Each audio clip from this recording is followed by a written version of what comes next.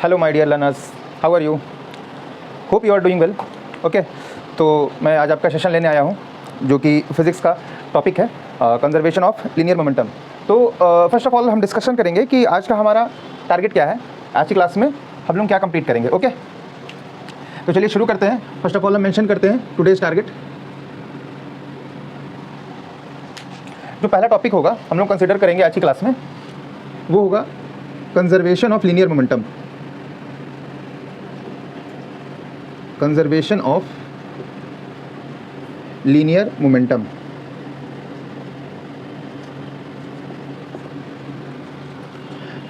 And the second topic we will study today is common forces in mechanics. Okay, now फिर हम cover करेंगे common forces in mechanics.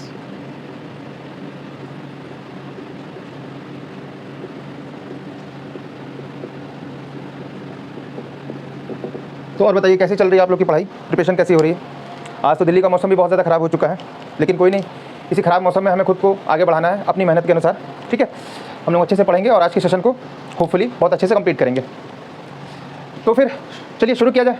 Okay, तो पहला जो हमारा टॉपिक आता है वो है कंजर्वेशन ऑफ लीनियर मोमेंटम। ठीक है, तो इस टॉपिक में हम ये कंक्लूजन निकालेंगे कि जो कंजर्वेशन है हमारा, किसी भी बॉडी का कंजर्वेशन है, वो होल टाइम पूरे मास में, पूरे सिस्टम में वो क्या कंजर्व रहेगा। ठीक है, लीनियर हमने मोमेंटम का मतलब आपको पता है, you know very well. Momentum means P equals to mv, आप जानते होंगे इसका मतलब होता है P इक्वल्स टू mv। ठीक है, और लीनियर इसलिए लगाया क्योंकि अभी हम 1D पढ़ रहे हैं। ठीक है, जब रोटेशनल चैप्टर में पढ़ेंगे तो वो एंगुलर मोमेंटम आ जाएगा। ठीक है, और कंजर्वेशन मीन्स पूरे सिस्टम में हमारा मोमेंटम कंजर्व रहेगा। ओके, तो देखिए इस बात को जो हमारा पूरे सिस्टम में कंजर्वेशन ऑफ लीनियर मोमेंटम है, पूरे सिस्टम में कंजर्व रहेगा, इस बात को प्रूव हम दो तरीके से कर सकते हैं। एक तो हम लोग ने पढ़ रखा है linear momentum, Newton second law of motion. Newton second law of motion से हमने प्रूव किया है कि कंजर्वेशन जो है, कंजर्वेशन ऑफ मोमेंटम कैसे कंजर्व रहेगा इन होल सिस्टम। ओके, तो फर्स्ट ऑफ ऑल आज हम पढ़ेंगे सिस्टम ऑफ पार्टिकल से। जो हमारा सिस्टम ऑफ पार्टिकल चैप्टर है उससे हम कंप्लीट करेंगे कि होल सिस्टम में हमारा जो है मोमेंटम कैसे कंजर्व रहेगा। ठीक है, तो अब आपके दिमाग में ये सवाल आ रहा होगा कि मार्ट साहब आप ये conservation of linear momentum whole system से क्यों पढ़ा रहे हो? आप Newton second law of motion से आप प्रूव करा सकते हो। बिल्कुल बेटा, मैं बिल्कुल प्रूव करा सकता हूँ, बट एक बात बताइए, फील नाम की कोई चीज़ होती है कि नहीं? आपको जब मैं फील कराऊंगा ना, तभी आप बोलोगे मार्ट साहब अच्छा पढ़ा रहे हैं, तभी आप बैठोगे मेरे सामने, समझ रहे हो ना?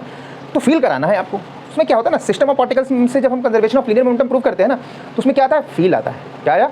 फील आता है। तो यही बस फील करना है। ठीक है, physics already you know very well. अगर हमने फिजिक्स को फील कर लिया फिर हमें सब कुछ आता है फिजिक्स में। ठीक है, नहीं आप घबराओ नहीं, Newton second law of motion से भी प्रूव करेंगे हम। ठीक है, बट आज हमारा फोकस रहेगा कि सिस्टम ऑफ पार्टिकल से हम conservation of linear momentum prove करेंगे। Now let's start with a very high energetic.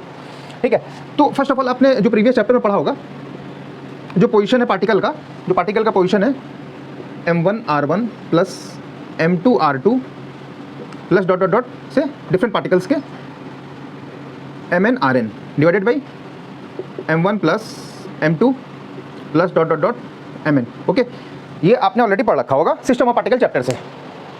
Hope you will understand. Now अब हम क्या करेंगे, ये पोजीशन है, ये जो पार्टिकल है हमारा सिस्टम ऑफ पार्टिकल्स में, जो पार्टिकल है ये उसका पोजीशन है। Now we can differentiate this system of particles with respect to time. Now after differentiating this system of particle, position of this system of particle, we can get the velocity of that particle. Okay, तो हम क्या करेंगे, इसको differentiate करेंगे। किसके respect में differentiate करेंगे? अगर हम इसको डिफरेंशिएट करेंगे टाइम के रिस्पेक्ट में, तो हमें क्या मिलेगा? वेलोसिटी मिल जाएगी। तो अगर हम इसको, ये पूरे सिस्टम का कंजर्वेशन ऑफ मास है, तो अगर हम इसको डिफरेंशिएट करते हैं टाइम के रिस्पेक्ट में, तो हमको मिलेगा velocity of conservation of mass, system of mass का पूरा वेलोसिटी मिलेगा। नाउ ये m1 रहेगा, r1 क्या हो जाएगा? v1 हो जाएगा, m2 क्या होगा? सेम रहेगा, r2 क्या हो जाएगा? v2 हो जाएगा। इस तरीके से mn क्या हो जाएगा? mn rn क्या हो जाएगा? vn। ओके, नीचे सेम रहेगा, m1 plus m2 plus dot dot dot mn। Hope आपको ये बात समझ में आ रही होगी। ठीक है, अब ये देखिए, अब ये क्या है? ये पूरे सिस्टम की वेलोसिटी है। ठीक है, जो कि आपका जब हम डिफरेंशिएट करेंगे, पोजीशन के पार्टिकल को डिफरेंशिएट करेंगे रेस्पेक्ट टू टाइम, तो हमें उसका वेलोसिटी मिलेगा। Is that clear? नाउ अब क्या करेंगे, अब हम इसको ये लिख सकते हैं।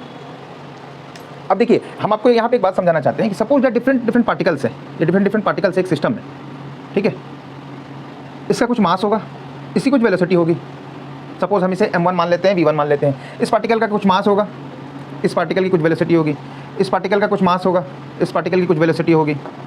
तो डिफरेंट एक सिस्टम में डिफरेंट सिस्टम में डिफरेंट पार्टिकल्स हैं, उनके अपने अपने मास हैं, उनके अपने अपने वेलोसिटीज़ हैं। बट अगर हम बात करते हैं इस पूरे सिस्टम के होल मास की, तो उसको हम कैपिटल M से डिनोट कर सकते हैं, और इस पूरे सिस्टम के होल वेलोसिटी को हम centre of mass, conservation of mass बोल सकते हैं। ठीक है, ये चीज़ हम बोल सकते हैं। तो ये पूरे सिस्टम का है, इज इट क्लियर? ये पूरे सिस्टम का मास है।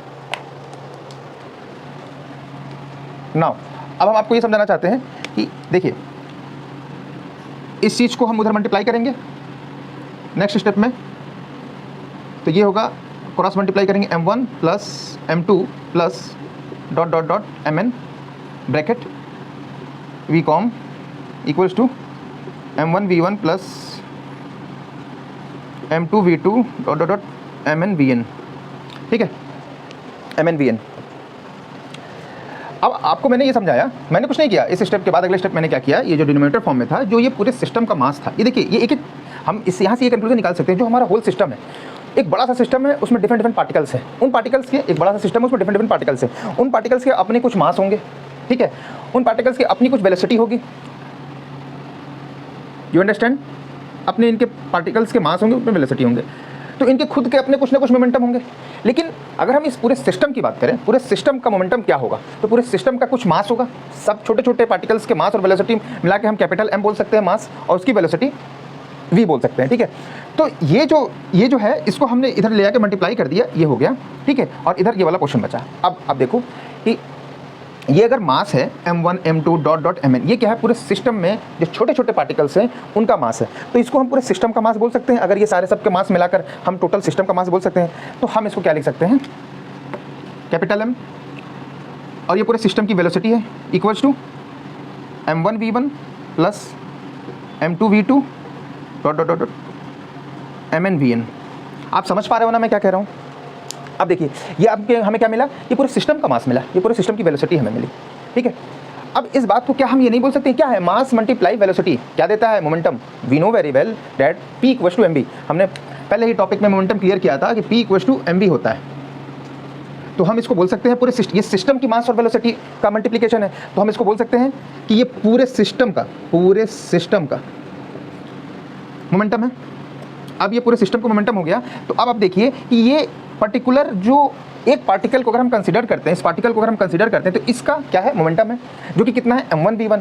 तो इसको हम बोल सकते हैं कि ये सिस्टम के एक पार्टिकल का मोमेंटम P1 से डिनोट कर सकते हैं। समझ में आ रहा है कि नहीं? ऊपर से तो नहीं निकल रहा है, ऊपर से नहीं निकलना चाहिए, निकल भी जाए तो कोई बात नहीं, दोबारा फिर से डाल देंगे।